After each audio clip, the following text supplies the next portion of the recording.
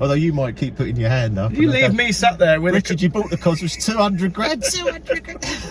Give me a coffee and your checkbook and I'll see what I can get for you. Ladies and gentlemen, Richard from Challenge the Road, not on Zoom, in actual real life. It's good to meet you. Good to meet you. First time we've actually met. I know. Face to face. So here we are at the NEC Classic Car Show, hiding in an S-Class because it's so busy.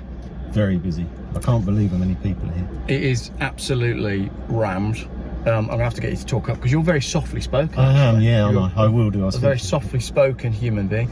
So, Range Rovers getting stolen, car insurance, dragons. What else have we covered in our videos together? Well, we've done a lot of that, didn't we, with the Range Rover story? Yeah. That's still going. Well, that's how I discovered you. Your first video on Range Rover thefts, and I was like, right, I need to speak to this guy. Can we just do price of cars? We both just, while we were walking around, discussed Harry Metcalf's video about the price of cars. What do you think? Ooh, it's tricky. Yeah. Because obviously we're pressurised by the government at the moment to go electric. Yeah. So for me, with a collection, and even last week after the election I was actually buying more classic cars. Yeah. Just for me, if I have any option to buy cars, I'm going to buy cars. Yeah. That's just because that's just how. Yeah. I love cars. Even being here today, I'm yeah. like a kid in a sweet shop here, really. Yeah. But I also have to think, well, what happens if the tax becomes so high that it's not worth having them on the road? I'll give you an example, like my Aston Vantage project I was doing. It's still like £735 or going to be for an annual road tax for a car that I'm going to do 1,000 miles in. You've got to love it, haven't you, for that amount of money? And you've got expenses going out on that type of car. But I think maybe they've made a mistake because they're going to penalise people buying new EVs with this road tax. Yeah. So if you look at it, £10 first year, and then I think it's £190. Then if it's over 40,000, you pay an extra 435. Yeah. So if they're going to penalise people buying new EVs, is that £435 per year extra? So if you're buying a new car that's over 40 grand, you pay £190 plus £435 That's correct. every year. And that ain't ever coming down, is it? Because tax and that's for 5 years. Tax doesn't tend to come down. That is for 5 years minimum. Yeah. So it's a 1 to 6 years. So and on my videos, I was trying to, even I was getting a bit confused because I'd done it on a Parker's Guide, and I thought that even second-hand EVs had luxury car tax. Yeah. And the way it was written, I thought it did, but actually it doesn't. Right. But I think it will. That's what. Really? I think in a year's time they will change that, because they've already gone to £190 for second-hand EVs, and if they've got this 40,000 barrier, and 40,000 it's no money in modern car terms. Everything's over £40,000. You Skoda Octavia, you're now paying that sort of money for. What worries me is, are we being pushed to more a Chinese, I've always said it's like a mobile phone. Yeah. And I still feel that's where I'm going down. Are we going to be pushed to like a Samsung car? Because it's always going to probably be under 40k. Yeah. It's cheaper for them to produce than us. Yeah. So it's just trying to read it. And then going back to your first point, the only thing that really survived that was capital gains tax free is still cars. Yeah. And you can still theoretically, sell up to 12 a year. Yeah. Personally, and that is a grey area. I don't do that many because I tend to keep a lot. Yeah. Of them. And sometimes with the cars, I can't actually get another one. Yeah. So I have to really think about it. Yeah. It's like selling my children. I have to think, well, I can't. Yeah. And that's how I feel about them. Like if you get, like I've got here the brochure, if you want a 2,000 mile Escort Cosworth, how many of them are there? Yeah. Very few. Yeah. So Escort Cosworths then, always been my dream car. You have a couple at the minute, but this one's caught your eye. So this is the iconic auction at the show. Is it Saturday or Sunday that one's going through? Not sure. Okay. That's what I'm going to look at. We'll have to have a look. Yeah. You might have to get me bidding for you. So it's a 2,200 mile Escort Cosworth Lux. I'll edit the pictures up in here. Talk me through it then. What do you think? Well, I believe that these type of cars are still going to go up if it's still capital gains tax free. So I think that there's a lot of people in my era who, like, for me, when I look at my collection, and I'll show you sort of what my thinking was. I built the clubhouse because a lot of my cars were in museums. Yeah. And then I thought, well, I want to bring them out, like the Colin McRae car was at Bewley, and I want to see them myself, and I want my friends to see them. And then obviously that gets a little bit bigger, like I've got now, and I want to see them and appreciate them. And the Escort Cosworth was a car that I couldn't afford. A lot of them, I'm looking at the Toyota Supra there, love that car in a turbo, there's a UK one. Yeah. I couldn't afford them, and now I can, but they're a lot more. Yeah. And again, we were chatting about this earlier. You get the concept of, you own a car when you're younger, you sell it for X, and then when you want to buy it back when you're older, it's X times 3, which is really difficult to get your head around, because you can't, it's very hard to justify. Go, well, I don't want to pay that for it now. Well, I had the 1.6 petrol of this instead of the Cosworth. That's what I had, in a green colour, and people that had Cosworths, I was just like, oh man, I have to have that car one day. Yeah. And this is where, like, I just sold a Celica GT4 on collecting cars. Oh yeah. 1992 car, Carlos Sainz, and the guy who owned it used to have one. Yeah. In 1992 or 3, whenever. Yeah. And he wants to go back to that era. Yeah. And I can see why. When you drive them, they're lovely to drive. Yeah.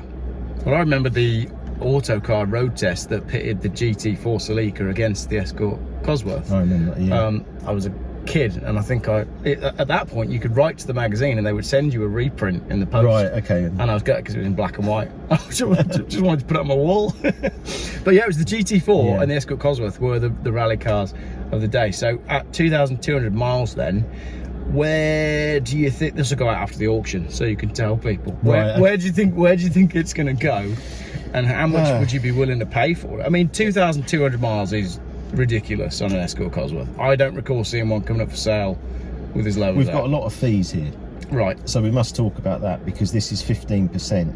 So premium buyer's tax is 12.5 plus. Right. So 15%, including VAT, is quite a big chunk if it's 100 grand. Yeah. So you're up at 115. Yeah. The only thing that sort of puts me off this one is the colour. It's white. Yeah. But there probably wasn't many in white, so then that can go in your favour. Yeah. Does it tell you the story as to why it's only got 2,000 miles? I think it was a collector. Right, okay. Who had this car. Right. From what I've looked through, and obviously he's just collected it and not really driven the car. Yeah. For me, the only reason I wouldn't get it is because I'm after another Escort Cosworth. Yeah. Which is a Monte Carlo. Yeah. And there's only 200. I think there's only 8 in dual violet. Yeah. That's the one I want. So for me, if I was buying this, so you say price wise, I'd be looking for this, including fees, under 100. Yeah, okay. That's where I want to be. So you need the hammer to go no higher than 85, 86. 85, yeah, okay, cool. So I could see it doing it. Yeah, because I can see it going silly, can't you? Yeah, I can, because of the moment that you're looking at, everything that's come out in this budget. These type of collectible items are still capital gains tax free. On to lot 110, the 1992 Ford Escort. It's the RS Cosworth Lux. A smidge over 2,000 miles as well on this. 2 owners from new. Don't want to neglect you standing right. What are we thinking? Another 5? You're quite sure, are you? 170,000. You've come all this way, sir. 170,000. 180,000. Are we quite sure? Telephones, you're all out. Online, you're quiet. You lead the way, sir, at 180,000. You're quite sure? At 180,000, selling the car then. Well done. I think probably in the future it's a 150. Yeah. Like 175. Yeah. But again, it's not the limited. It's a bit like a 22B and a P1. Yeah. So the 22B was ultra limited, hand built. Yeah. These bits that make it different from a normal Impreza or a P1 or whatever. So yeah, I think if you're under 100, you've done well there. Yeah. There's a Lancia Delta here. Yeah. Obviously that's one of my favourite cars. 70 to 90 on that one. This is probably, I would probably have the Lancia over the Escort. Right. 43,000 kilometres. It's left-hand drive, which gives you an advantage that you've got more markets to sell. Yes. So if it was me, I'd probably maybe be looking at the Lancia. Yeah. But you have got to be quite careful with rust and stuff on these. I think people who shop on a lower budget like myself, we don't really fully appreciate that at the lower end of the market, a left-hand drive car is cheap because no one wants it. Yes. But okay. at the higher end of the market, a left-hand drive car is more desirable because you can sell to Europe and America, and exactly. whereas with right-hand drive, you're what, Japan, Australia, and the UK, Singapore. pretty much. Singapore, yeah. So left-hand drive doesn't worry you at that sort of money.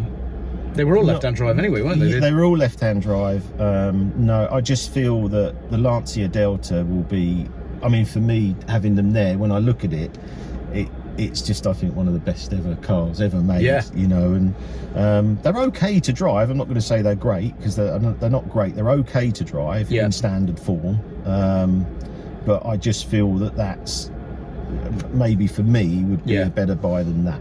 I think didn't Ben Collins the Stig just buy one as well? Yeah, he's got one similar to mine. I got an Evo one. Praise indeed for the car, isn't it? Really, yeah. you've got someone that's known as a focus driver, and he really loves that car. Yeah.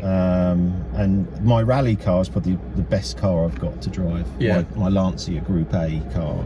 It's very, very. It's amazing. Yeah. I think it's probably my best car. Because you have put together a collection of rally cars where you've got the rally car and the road car, which is that was the plan. Pretty cool to see. Yeah, it is really cool. And that was my sort of dream and not a hobby, but it feels like a hobby, because you know, cars, it doesn't feel like a business to me, because I'm just thinking about cars and doing stuff all the time. Because you love it. Yeah. Can we talk about the one that you bought at Anglia Car Auctions the other day? Maybe in a bit. Maybe in a bit. Yeah, another video for you that. didn't buy a car at Anglia Car Auctions the other day. All right, fine. Cool. All right. So, anything else in the auction that is catching your eye? Well, there's a Mitsubishi Evo, and you know that obviously my era was Subaru and Mitsubishi. Yeah. That's what I grew up in. Yeah. And there's a Mitsubishi UK car. There was only, I think, 50. But again, I have to try and find it in here. But in Mitsubishis, if you had a red car, they done sticker pack options. Yeah. But if you had the stickers, the car's 50% more valuable. Yeah. So I'm saying that if the sticker pack was £800, yeah, but the value of the car could be 40,000 more. Speaking of sticker packs, that gentleman's just taken a picture of the sticker that I've got. Oh, yeah, because it says I support LGBTQ, right, but it's land, grass, beef. Oh, right, okay. And barbecue. So yeah, so you can have the sticker pack. Yeah, and it adds a lot of value. So like there was one on collecting cars at the moment that used to be my car. Yeah. It's got stickers on, but it's not a sticker pack car. Right, okay. So the value is less, but someone might look at it and think it's a sticker pack car. Yeah. And pay more. Yeah. So there's like little, which I like, little bits on these cars that you have to sort of know to know where. So, but it might be someone sells one and not knows it's a sticker pack car. Yeah. And then you've got that extra value there. So yeah, 430 Scuderia. I had one of, you know, I've had 3 Scuderias on here. These are a weird car because I bought it, and when did I buy it? I bought it in 2008, 2009, and this was the first car I ever had that went up in value. Right. And it sort of kick-started my appreciation. So I bought it, I think, for 135, and it had about 5,000 miles, and they were about 220 new. And I sold it for 140 about in what time? 4 months. Yeah, 4 months. I thought, bloody hell, yeah, I'll get another one. So I got another one which was a 16N. Yeah. And when I talk about prices now, you see where it was, and it was 157. Yeah. And it was Frank Lampard's. Right.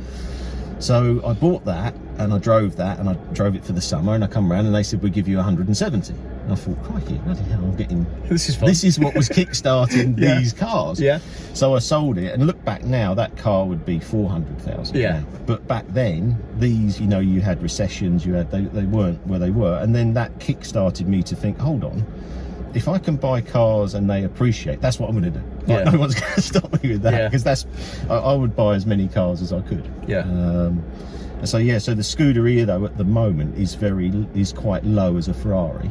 It's very good to drive, and I think maybe there's a few too many, and they're sort of not quite as good looking as the 360. Yeah. And then what happened was Ferrari bought out the Pista and all these modern ones that are really, really good to drive. Yeah. And loads of them. Yeah.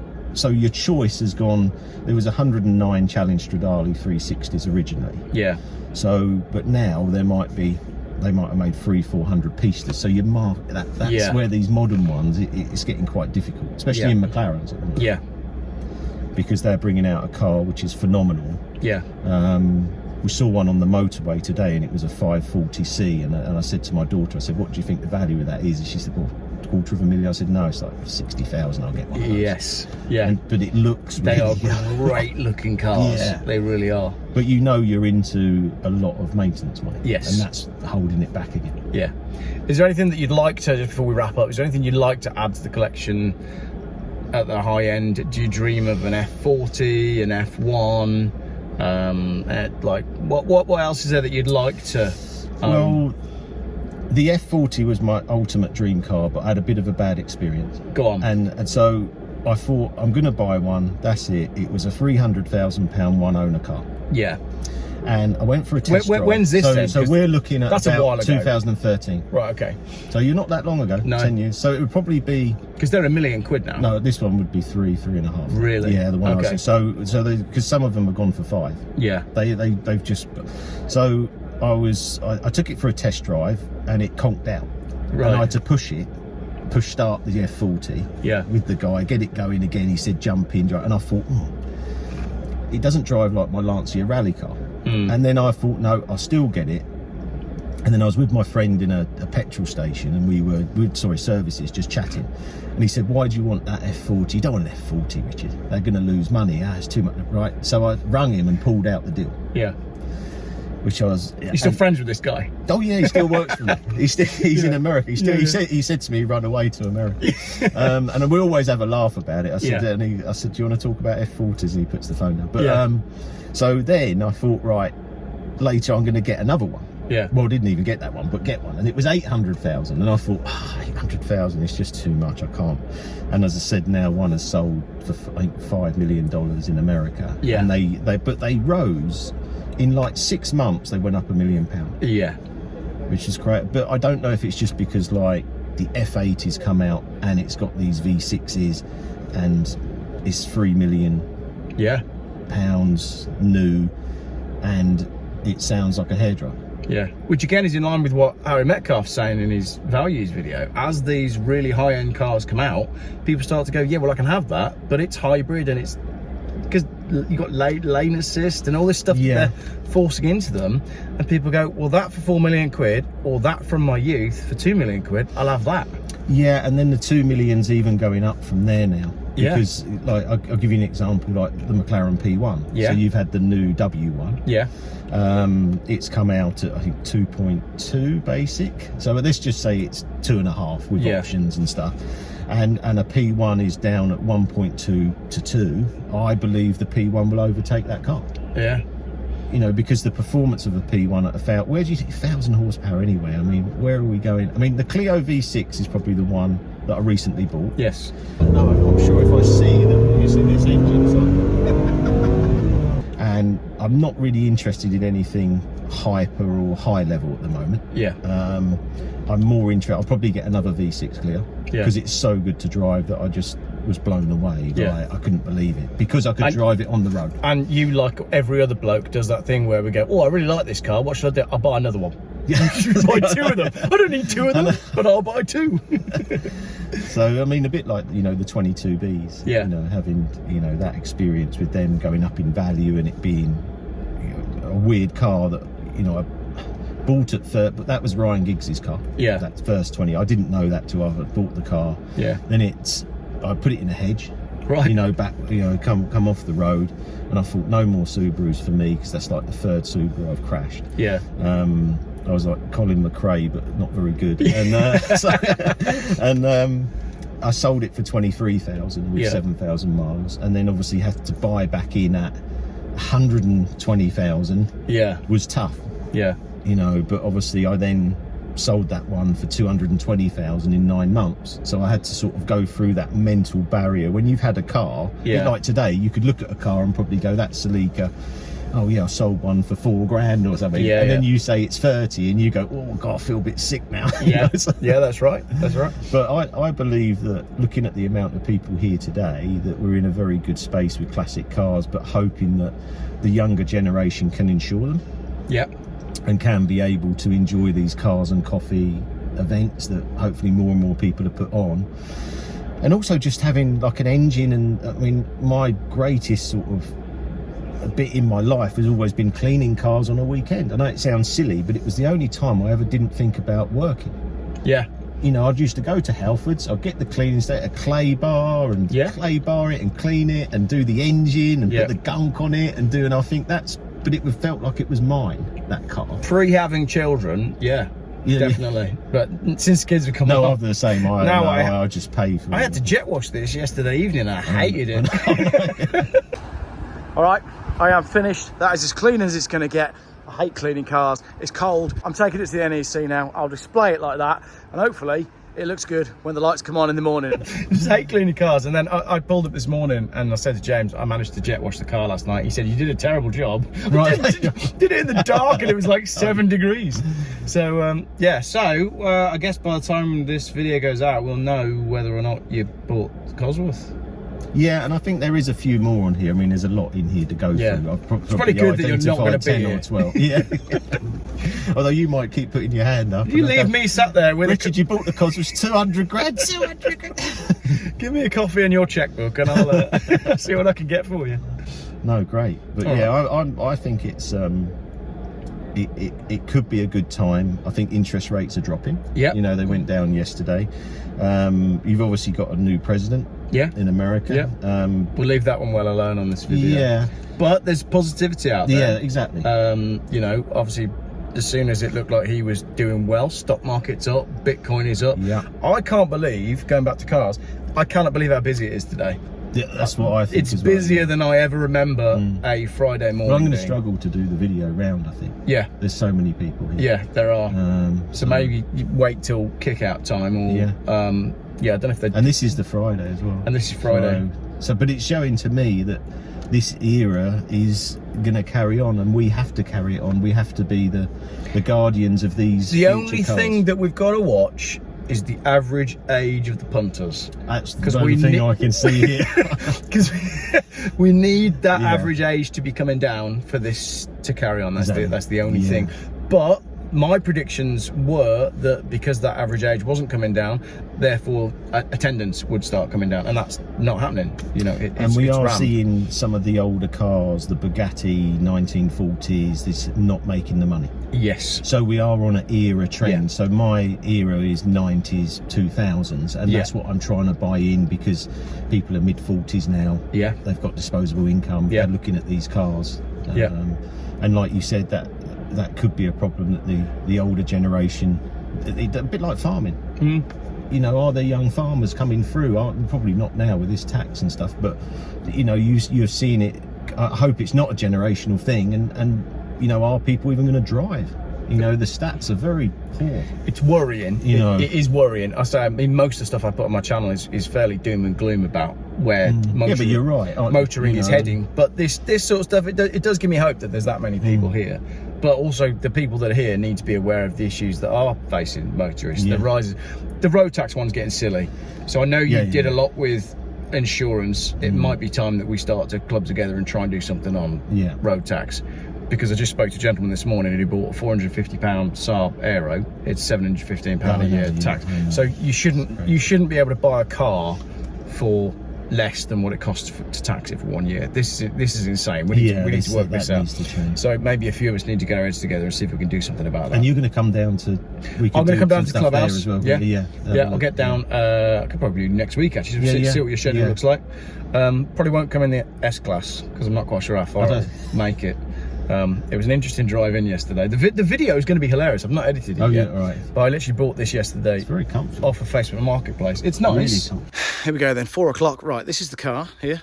Gold, Mercedes-Benz, S500, V8. All I've got to do is get it cleaned and get it to the NEC. Let's go see if it's any good. It's got some issues with coolant.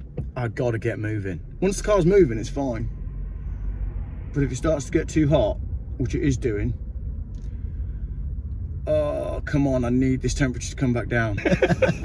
Well, I'm genuinely hoping that someone adventurous just offers me money and buys it here at the show.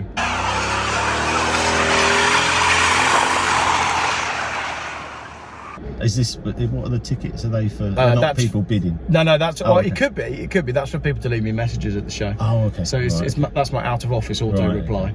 So people can leave a post-it for when I'm not here and say hello and whatever. So yeah. No, great. Thanks for joining me in the Thanks for having Mercedes. me on, Geoff. And we'll look forward to. I'll have your paddle for the auction. Oh, God. Thanks everyone.